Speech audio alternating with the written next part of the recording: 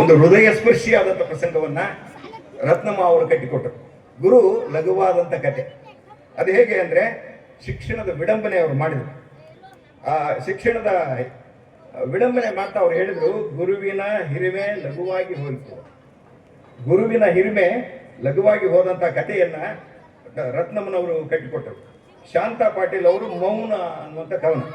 ಅವ್ರು ಹೇಳ್ತಾರೆ, ಮಾತಿನ ಮೌಲ್ಯ ಕಳೆಯಬಾರದೆಂದು ನಾನು ಮೌನ ತಾಳಿದ್ದೇನೆ.